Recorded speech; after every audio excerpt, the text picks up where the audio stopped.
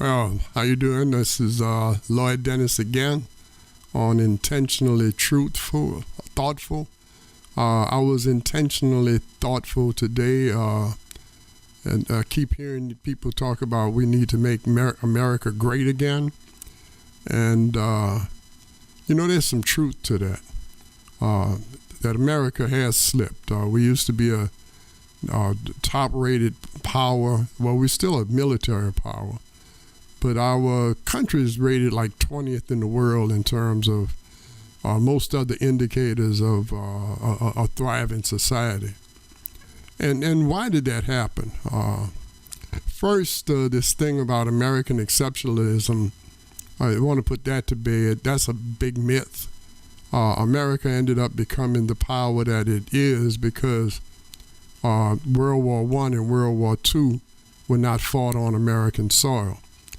So while we participated in those wars, our factories weren't and infrastructure weren't destroyed as a part of the war, as what happened in Germany and France and Japan and other European countries.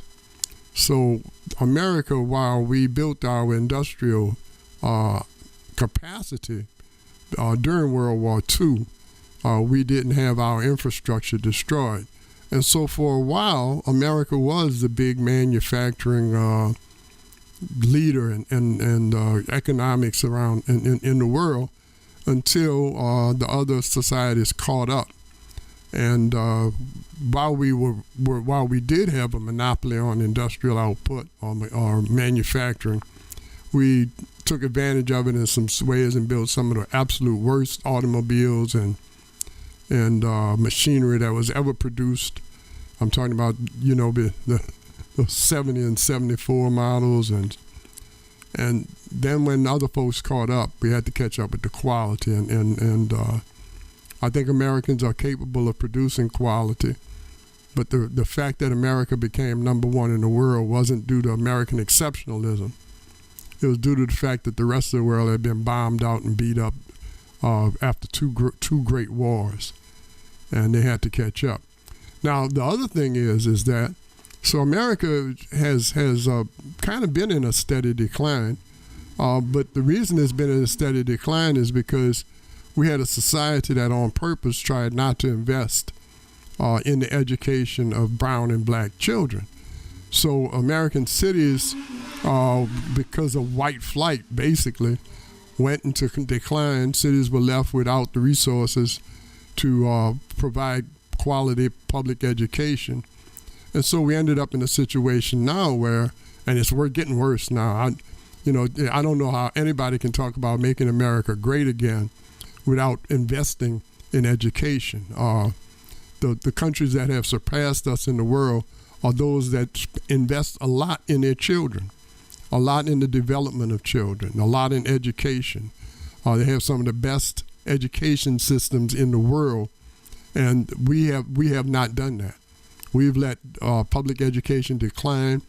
There are folk who believe that the Charter Revolution is going to bring that back.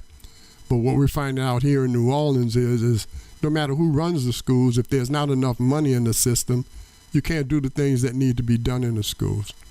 And that we have catching up to do because we developed a social system that supposedly was to help poor and struggling people, but we developed it in such a way that it destroyed family. We now have children that are a little more difficult to educate because they don't have the family culture that values education. After 3, 4, 5, 6 generations of children having children, that's what you have.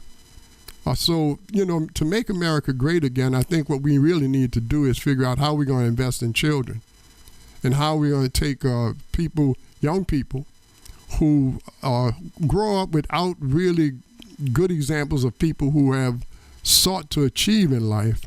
And it's not their fault because they grew up the same way too. It's a cyclical thing. The poverty that exists in our communities today is cyclical and is due to young people not having the examples to follow in their environment because they live in an environment where there are just very few males who provide resources for families. And you can almost define child poverty as primarily a situation that's created by children who grow up without the resources of their father. And the fathers are not necessarily bad guys. They were just children that didn't value education enough and got to a point in life where they just weren't able to be useful in terms of being productive. So what I'm saying is we have a lot of things that we need to just fix. Some of it can be fixed with money. Others, it's going to take people in community understanding that blaming parents isn't going to fix anything. And that those of us who know are the only people who can teach those people who don't know. And in the African American community, that needs to be black people. Because children, because of the racial situation in this country, black children will excuse themselves if a white person tells them about how they became successful. So black folk who have been successful need to share that, need to find a way of letting of communicating and putting themselves in a place where they can be seen, where they can be observed, and they develop a relationship with some children whose environment just doesn't provide contact with people who have used education to pursue achievement. So, you know, there was a study going around where it said like 67% of African American fathers are in their children's life, and that may very well be true. But it's that 33%. It's that nagging 33% that has a large segment of our community locked into this cycle. So we need to invest more money in education of children.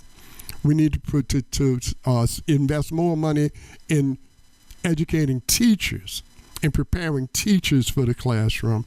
And those of us in the community who have done fairly well for ourselves need to take what we have learned about life and bring it into communities and into schools and share it with children that don't have another way to get it.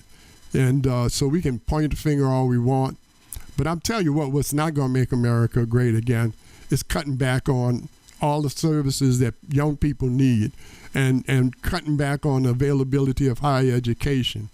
That's not going to make America great again. What's going to make America great again is when everybody believes in, invests in public education and supports it no matter what color the children are.